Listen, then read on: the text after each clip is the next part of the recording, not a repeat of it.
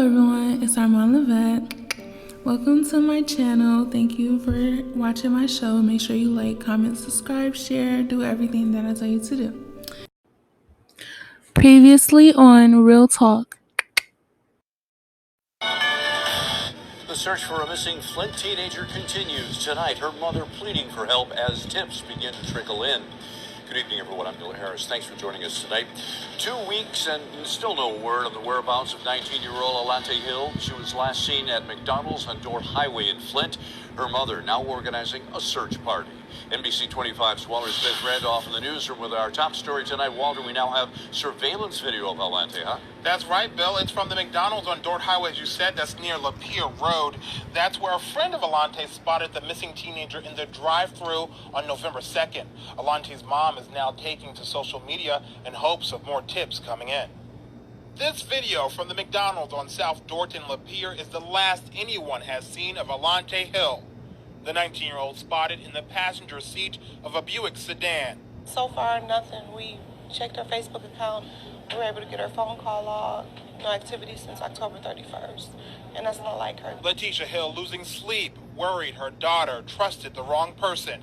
Very trusting, though, because she has gotten in a car with a stranger before. Alante diagnosed with bipolar disorder when she was 15. But she's been living in her own apartment near 10th and Saginaw, checking in with her mom every day. We've always kept in constant communication and talking and saw each other. Ever since she moved out, she was still over my house every day. Letitia passing out flyers and posting pictures of her firstborn all over social media. Just, again, a fun-loving teenager. Right. Who's always on Facebook and on her phone. Meantime, police hoping anyone who may have seen Alante speaks up. If they have any information, have seen her, or know anything, just please contact the police. Alante's mother is planning a search party for Wednesday. She's asking volunteers to meet at Mount Olive Missionary Baptist Church on Kenilworth Avenue from 12 until 5. If you have any information, give Crime Stoppers a call. That number is 1-800-422-JAIL. Live in the newsroom, Walter Smith-Randolph, NBC 25 News. Bill? Thank you, Walter. Looking for love in all the wrong places. Trying to keep up with myself on a daily basis. Why do I feel like everyone deserves a piece of me? And why am I so surprised when everybody leaves? I give myself away, knowing that I can't get her back, and I try to look away every time they turn their backs, and I don't wanna be this way, but I keep running back. Now, will it ever go away? Why do I lie to things I hate so much? Making mistakes on purpose. All these names on my list. Is it all worth it? Why am I so ashamed if I know what I'm doing? I gotta find myself before I lose it.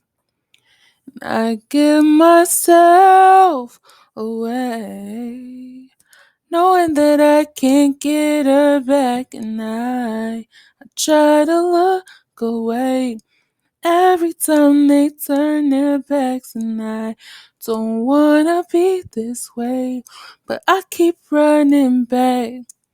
Now will it ever go away? No.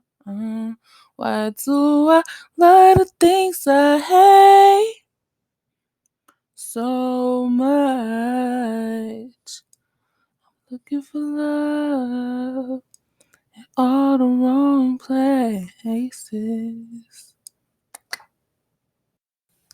Hello everyone, it's Armand Levette. And so This is part 6 of the tragic tale of human trafficking, my story.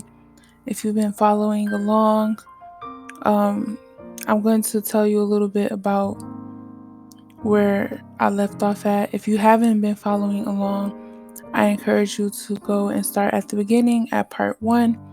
And before I get into this video, I want to talk about the next one before I get too into this one. So, all of these episodes have been about human trafficking and, my experiences while being homeless and having to get into prostitution. And I want to tell you the difference between human trafficking and prostitution because there was somebody in my building talking about it, and I kind of got upset because he was saying that human trafficking and prostitution was the same thing. And I'm like, first of all, no, it's not. Human trafficking is when you're being forced to do it, okay? Prostitution is when you're deciding to do it for yourself. And he's like, well, it's the same, the pimps and stuff. People take it more lightly when you call it pimping, okay? It seems like it's all human trafficking, first of all. Pimps are traffickers. And I noticed, especially in the Black community, is taken more lightly because they call it pimp and they joke about it. Because what do you think of when you hear pimp? You think of like Cat Williams. You think of somebody that's what I thought about when I heard pimp. And I feel like they call themselves that to try to make themselves feel like more better about it. They're traffickers too. It's the same thing. And it shouldn't be taken less seriously because of the victimology. Okay? Because, you know, had it been anybody else, it would have been traffickers, even though they're doing the same things the pimps are doing. And I don't like to make the differentiation. I don't like to say, oh, pimps, and then for certain instances, oh, traffickers. And as I said in a previous video, they try to make it seem like if you didn't come to the United States on a crate, then your story is not as tragic, or it wasn't human trafficking, or you were just getting pimped. Like, listen, and my heart goes out to every girl, every boy, any person that was brought into the United States or anywhere like that. My heart goes out to you. But to the people who feel that way, that doesn't make my story less tragic because I wasn't like shipped in from overseas and held in a dungeon. I was still held against my will. I was still abused. I was still raped. I was still everything. Okay. I was still threatened to get killed. I still had to fight my way and stab my way out of that situation.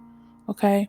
I went through and faced a whole lot of danger, trauma, and I still face a lot of stuff to this day because of those things. Like, it's stuff that's directly linked to it. I'm still in therapy. Like, my story isn't less sad because it didn't happen the way you see it on TV. Because when you hear about human trafficking, you only have one sort of perception of it, like, oh, it happens overseas or stuff like that. And that's that's not the case. And I wish, and I'm glad that the subject, I'm seeing that it's being, shed more light on now. I want it to be something to where it's not just talked about at a certain time. As much as it goes on, I feel like it should be talked about and something should be done about it. So to get more into the next episode, I know I haven't really done this before, talked about the next episode before I even got into this one. I'm giving a disclaimer right now because these episodes are about time frames and the progression of how, when it started off as, me trying to chase my dreams, me running to a trafficker, me getting pimped, me being held against my will, forced, everything like that. And then me getting out of it, then me being homeless, and me having to resort to prostitution to, survive, to live. So the next episode is going to be really raw, okay? I'm not holding back anything. And there is a song that I wrote, and it's called Thought, and it's about prostitution. And I want to give this disclaimer because I don't want people to think like, oh, what's she doing? I thought she was a Christian. Like, of course, I won't be cursing because I don't curse. I won't be giving you every grimy, gritty, nasty detail. It's still going to be classy, of course, but I'm going to be telling you about the things I did in that life. I'm going to be telling you about the things that were done to me. There are going to be like pictures. Of course, they're going to be like censored out. You aren't going to see everything. And the reason why I'm doing this as well is because I know that my channel is going to get bigger. I know that I'm going to get more famous. And I know that people are going to try to bring this up. And I'd rather just talk about it first before they try to paint me in a negative light or anything like that. I want you to hear from me first. So I'm just giving you a disclaimer right now. The next video is gonna be really, really and furthermore, we are getting closer to the end of the human trafficking series. Well, my story for now. I'm going to do a whole maybe I figured that I'm going to do a whole section on human trafficking, rape, molestation, and mental illness. That's going to be another segment. Once I get it put together and, get it done after addressing all of this part, after getting all of my stories out, well, not all of them because, I got a whole bunch of stories, then I'm going to be pulling more news reports in. We're going to have a whole section and segment of this channel dedicated to shining light on sexual assault, rape, molestation, human trafficking, and mental illness. And I'm going to have my own mental illness segment too because I have been diagnosed with certain things and I deal with those things and face them in my life. And I want to also provide help and encouragement to anybody that may be going through these things as well. So just like how I did the unpopular opinions, the things I see on Facebook, I'm going to make new segments. I'm just going to figure out like what days I'm going to post those ones on and, do the things for those. So don't worry, I'm not going to be forever done talking about it because this isn't something that should be taboo. This isn't something that should just be scheduled. Oh, let's talk about it during this time. And then, okay, since we talked about it, then we don't got to talk about it no more. No, we're not doing that over here, at least not on this channel. So, without further ado, where we left off in the last video, I left off telling you about how after Trail and Hood broke into the house and messed it up and threatened me and everything like that, after I told Savage and Jay and they told the guy and the girl who was renting out the room, we went over there. So, disclaimer, this is about to be really graphic. So we walk on our way over there to the house and we get there and the door was already open. Like it was like cracked open a little bit. Now, Trail and the girl that was there, they had left. I guess he figured like, oh, something about to happen because we did that. Let's just get out of here. But they left Hood there. So we get up there, we go upstairs, and Hood is laying on the bed asleep. He woke up to a punch in the face.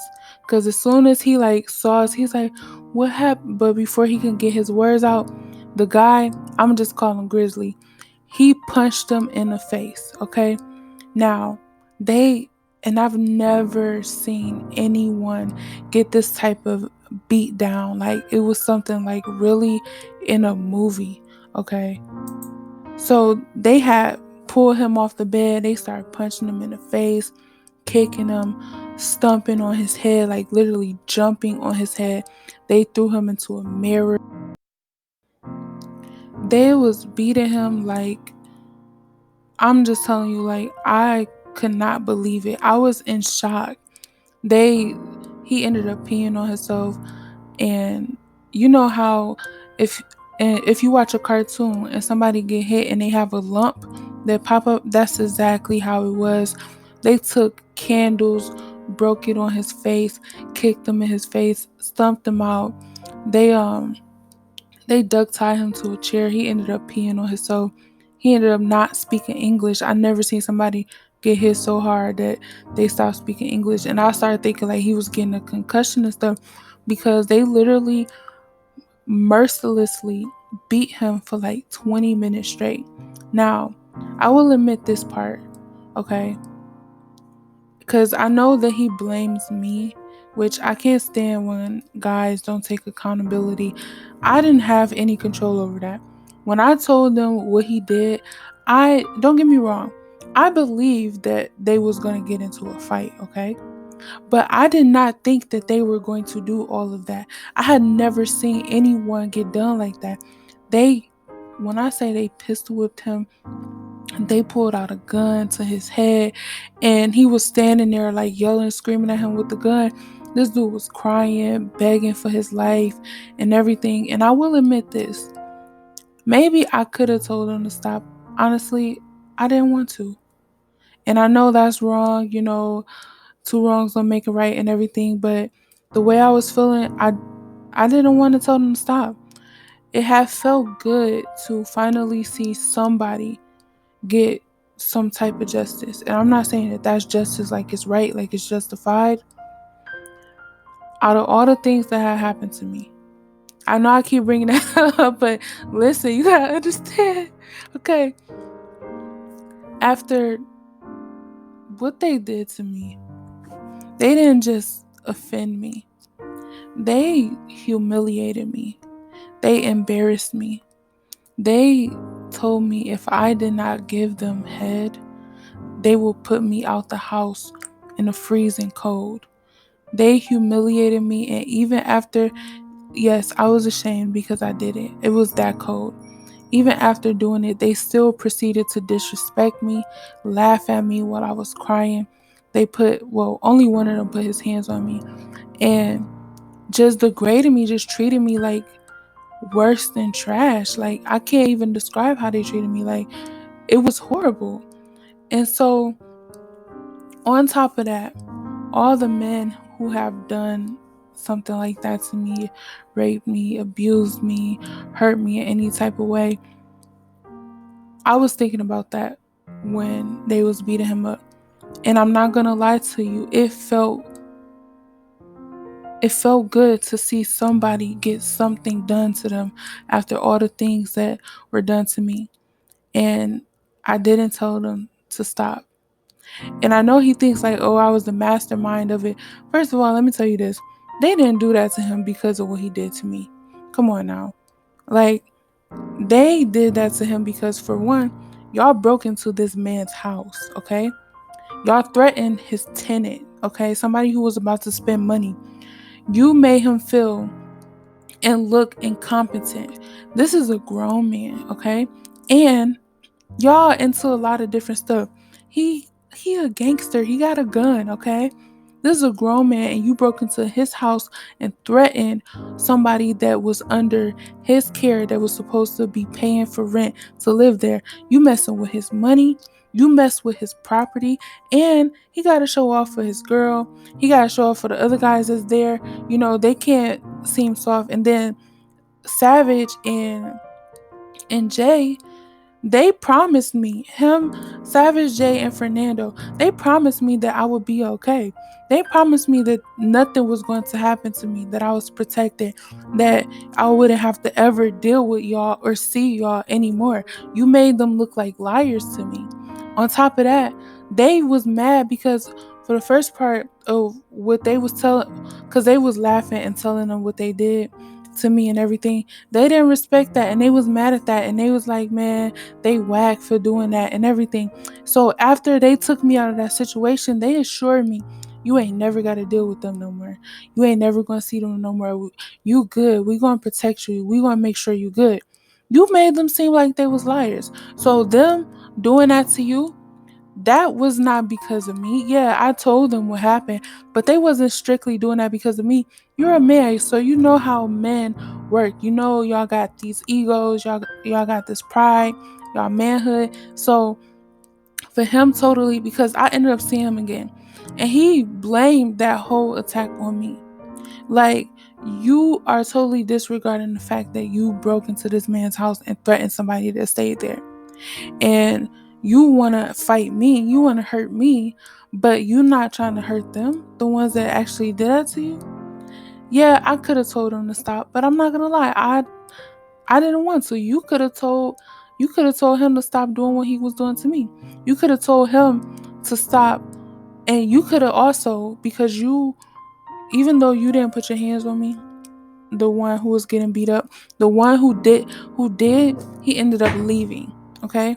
So even though you're not the one who hit me, you are still the same one who laughed at it. You are still the same one who threatened to put me out in the freezing cold if I did not give you head. You are the same one who did that. So no, you didn't put your hands on me. Your friend did. And if your friend was there, he would have got the same thing. Okay? So anyways, they were like, asking him like where was the guns at, where was everything in the house, because when they were threatening me with guns. And they were like, oh, he was like, I'm gonna shoot her, I'm gonna shoot her. Now don't get me wrong, he was the one who like tried to stop him from like shooting me and stuff like that. But I mean, he should have stopped it all. Okay, you should have said, yo, that's messed up. It's winter time outside. We're not gonna do her like that. And you're not obligated to be a good person. You don't have to. You're not obligated to me to stop that from happening and to be a decent human being. So don't look at me like I'm obligated to stop you from getting beat up. So. But of course, where I'm at right now, yeah, I should have said stop. I should have said something. Now that doesn't guarantee that they would have stopped, but I should have said something. So they was like, grab everything in here. So we grabbing stuff and everything. As I put it in the bag, take whatever you want, because there was a whole bunch of purses and clothes and perfumes and lotions and stuff. They was like, take whatever you want. And so um they were asking him where Trail was at. And he was like, I don't know. But he ended up telling us where he was at. He was like, please just don't kill him, don't kill him. And they was like, we're not gonna kill him, we just gonna beat him up. And so, but we didn't end up going and finding them. And I don't know if they did, because I ended up leaving. So after like he got that beat down and stuff, during it, he gave me this look like if he ever saw me ever again, he was gonna kill me. And I'm like, I felt it. I felt the chill when he looked at me, because I'm like, dang, he mad. I get it. I understand. So and I will admit too, I'm trying to like glaze over this part, but let me just be totally honest. When the guy pulled out the gun on him and held it to his head, and I'm ashamed to say this, but I wanted him to shoot him. I didn't say that's enough. I didn't tell him not to do it. I was kind of hoping that he did shoot him. And for that, I am sorry that I wanted him to die. I I don't have no excuse for it. I don't have no justification for it, but I did want him to get shot. But he didn't. He just pistol whipped him. He didn't kill him or anything like that. Cause I ain't even gonna lie. Even though I wanted it to happen, if it would have happened, I would have he would have had to shoot a whole bunch of us, cause I would have ended up telling him. So, anyways, after that, we had got all the stuff, and I noticed, because don't get me wrong, like my mind was everywhere. Like, for one, the whole time I was still in shock. In shock because, don't get me wrong, I've seen a fight before. And I've seen a fight like firsthand. I've even been in a fight. The first fight I ever been in, I lost. I'm like, you know what? I don't even like fight. I'm good. But I honestly lost on purpose, because I still wanted to be her friend. I know how it sounds. I did let her win. I didn't know how to fight at first, but I still let her win, because I didn't want to be like mean and hit her or nothing. I was just like, if I don't do nothing, it's probably gonna be over, and we still could be cool after. Like, I guess if she just wanted to take her feelings out, then whatever. Cause I was trying to be understanding, but as I was like, I don't like this. I ain't doing this no more. But I had seen them fight before, but I've never seen anyone get done like that. Like, I was literally in shock and I was frozen. Like, I was standing in the same place the whole time. The only time I got out of my shock a little bit was when he was trying to explain himself. He was like, because Jay was like, so you like hitting girls? He's like, I never hit her. I never hit her. I never put my hands on her. And then like Jay was looking at me and I was like, it was it was the other dude that did that, but he laughed at me and I told him because he knew what happened and everything like that. So he was like, so what? And he still started hitting them and everything like that. But I did tell him that it wasn't him that actually put his hands on me. It was the other dude. And so he was trying to make it like trying to get me to co-sign. He was like, I didn't do nothing. I don't know what you saw. I'm like, that's a lie. I was like, both of y'all broke into the house. He was trying to get me to say that he did. I'm not what I'm like I'm about to lie to somebody with a gun. You got me messed up.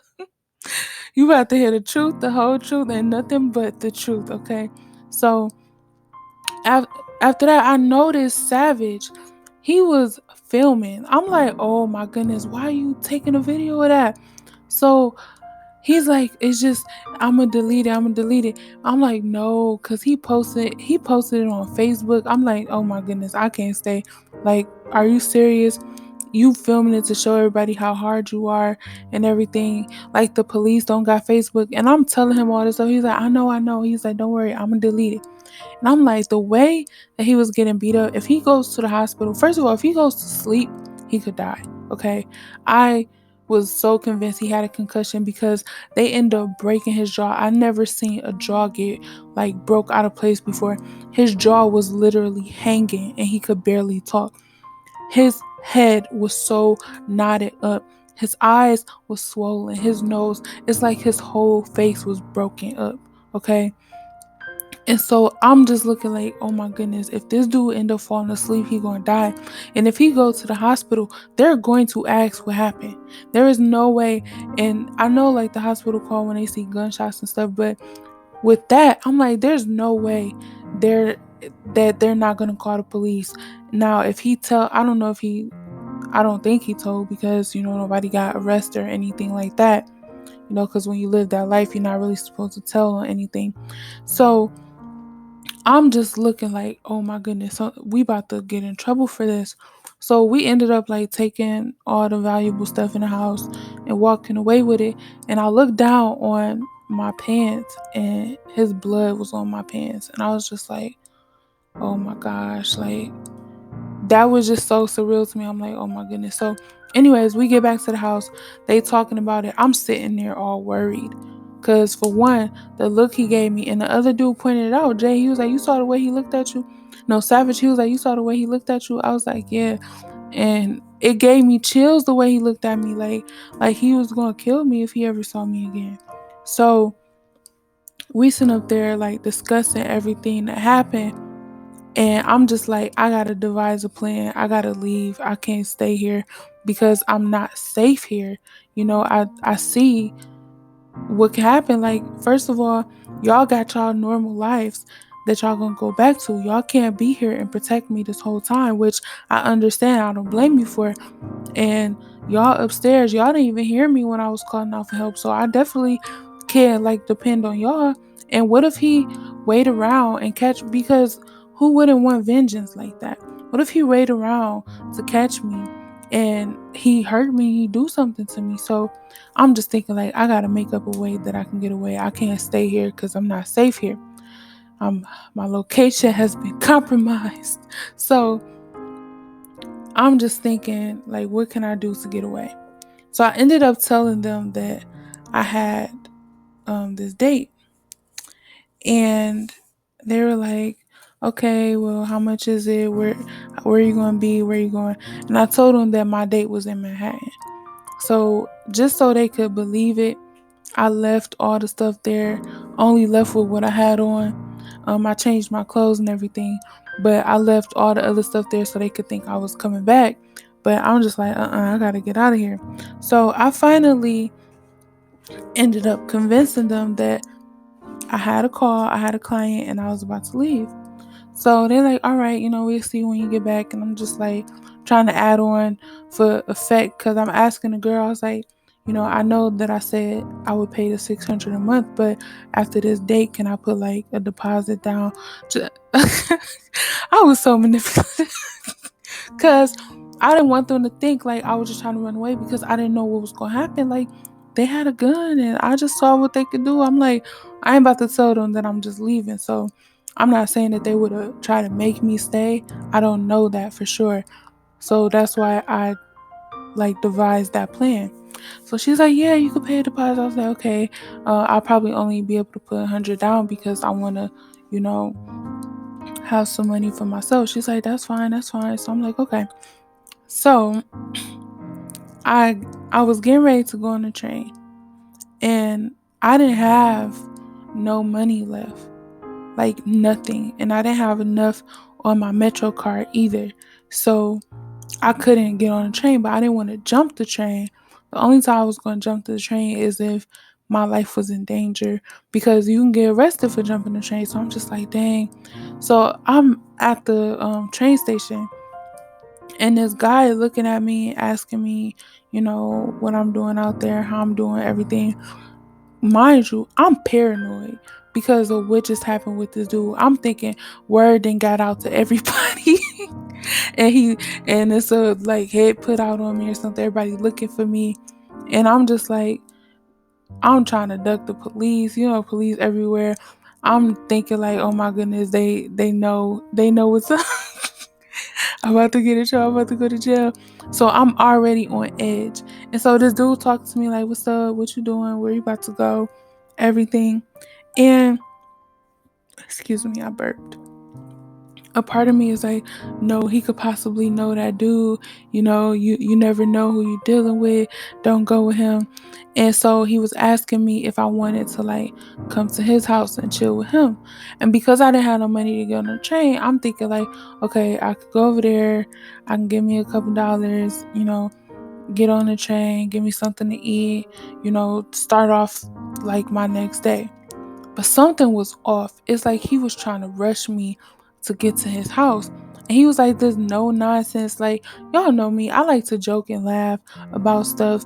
And he was just like so serious about everything. Like, he seemed like he was almost evil. Like, he had this look in his eye. And so I wanted to go to the store because I wanted him to give me something to drink because I was doing like that little test in my head again. So I was like, can you give me a juice? And he was like, because if you about to, you can buy me something. If you're about to try to do stuff with me, the heck, you can buy me a juice. So I was like, can you buy me a juice? And he was like, a juice? What kind of juice? And I was like, Arizona. He was like, I got Arizona at the house. And I was like, really? And then he was like, yeah, I got Arizona at the house. And I was like, but, because it's a whole bunch of different type of Arizona. So I'm like, you don't even know what type I want. And I was like, I want the Arizona fruit punch. He was like, I got Arizona fruit punch. So I'm like, you just magically and miraculously got exactly what I want at your house. You got an Arizona fruit punch. He was like, yeah, I got an Arizona fruit punch at the house. Come on. So I'm just like, nah, something ain't right. Like, he don't got this fruit punch.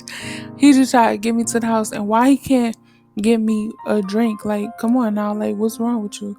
So I just started feeling weird about it. And I'm like, nah, I'm cool. I'm good. I ain't going. I'm all right. He's like, what's the problem? Come on. Now he started getting mad because I didn't want to go with him. I'm like, nah, I'm definitely good. Like, you cool. So, anyways, I started walking like back into the place because he kept on trying to get my attention, but I was ignoring him. He's like, hey, come here. Like, looking at me like all mad because I want to leave with him. I'm like, I'm definitely not going with him. So I'm back in the train station because we had walked towards the store, and I just ended up walking back towards the train station. Like, God was telling me, do not go with him. Do not go with him at all.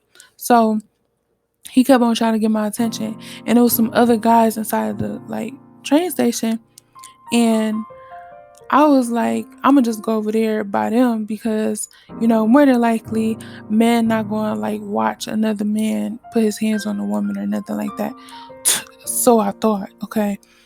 Now, he didn't hit me, but he went over there and started talking to them and gave me that look like, yeah, I know them. And I'm just like, oh my goodness. So I went back over to the other side of the train station, and it was this little boy. And so the little boy looked all innocent and everything like that. He told the little boy, he was like, hey, watch it. And he snapped his fingers and told this little boy to watch me. So I'm just thinking, like, yo, this dude is really training. I don't know if that's his son. I'm going to just say it was his son. This man is really training his son, his little boy, to recruit girls. And it just got me to thinking about the stories of women who have been lured by little children. Like the children been trained up into that. And like, oh, can you help me with this, or can you help me with that? And then ended up getting snatched up like that because he told this little boy to watch me. And this little boy was standing right there, like watching me, like, now, I'm not going to say he was about to hold me or nothing like that, but he was really standing attentively, like it was his job to watch me and make sure I ain't go nowhere. So I'm looking around like, oh my goodness, because I don't want to hit this little boy. Like, for real, I know like he innocent in the situation because he a kid, but if it come down to it, but at the same time, if it does come down to it, I'm gonna look like the bad person. Like to them, it's probably a win-win situation. Like this little kid not gonna get no jail time, okay? And then if it if the little boy try to like follow me or something, I'm seeing yelling or screaming at him or anything, it'll look justified somebody hurting me or attacking me for, arguing or yelling or even to the point of like slapping this little boy or something. So I'm just like, oh my goodness, what am I going to do? God, please help me, because I didn't have no money to get on the train. And I didn't want to like jump it because you can get arrested for jumping the train. So I'm like, dang, what am I going to do? Because I don't know my way around here like that. And I don't know what I'm going to do. Plus, I'm already on edge and paranoid and nervous about, what just happened. Like, oh my goodness, like something about to happen to me. So this lady was walking in and she had her stroller. And it's this part where you can open the door and come in instead of going through like the turnstile of the train. And that's what I mean by jumping the train, like jumping over that so you don't gotta slide your card in and like, go in like that. So it's the door for like people who like got handicaps or something like that. So she came in and I opened the door for her. And she's like, thank you. I was like, no problem. You welcome.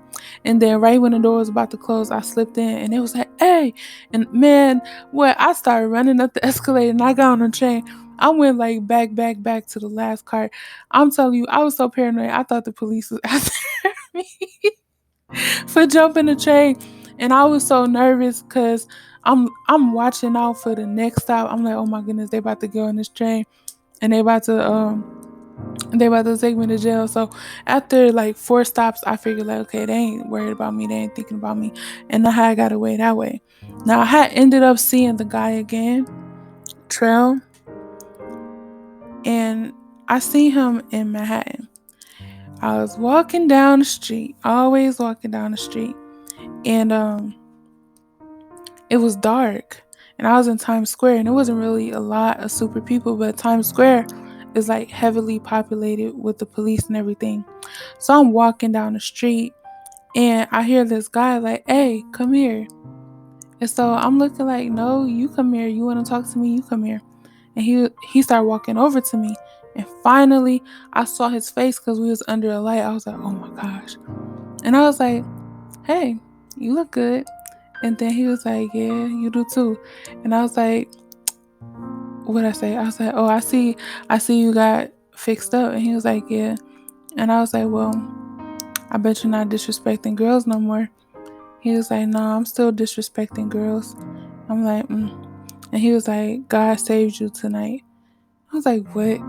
He was like, God saved you tonight. I was like, whatever. And then he had like leaned in and gave me a hug. He was like, if it wasn't all these police out here. And then he just like licked his lips at me and looked at me like he was being turned on by the thought of hurting me.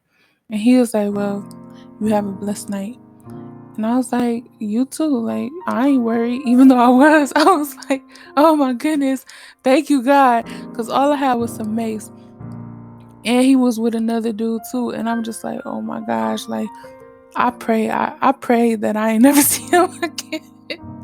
I was like, God, please. Because now I'm nervous about even being here. Like, because I didn't have nowhere to go. So I don't got nowhere to hide. Like, if I happen to see somebody out in public and they see me, then, that's on me. Like, dang.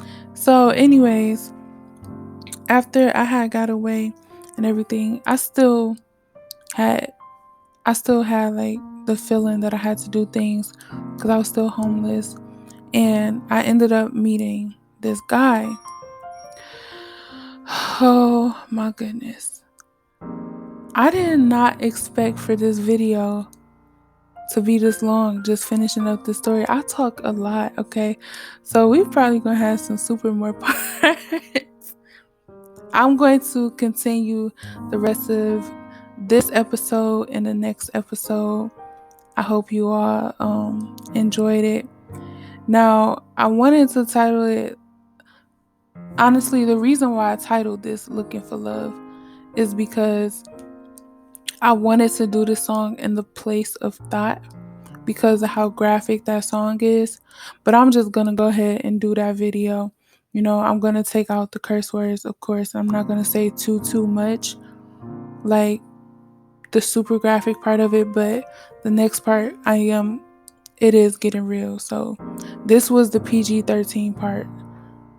Part 7 is about to be like rated R. No offense. So, whew, you don't want to be triggered and stuff like that, please. Don't. Well, I ain't gonna tell you not to watch it. It's good to watch and everything like that. Especially because I got delivered from these things and I live a way better life. I'm in a way better place than I was. So I thank you all for watching. I hope that you liked it. I hope you enjoyed it. I hope it was insightful in some type of way. Make sure you stick along for the next video. Part 7 is going to be coming out Monday. Oh, it's going to take a lot of strength. Oh, it's going to take a lot of strength to get this out, but we're going to get this out. So, thank you for sticking along this far. To everybody who has been keeping up with the series. So I hope you all have a very blessed day.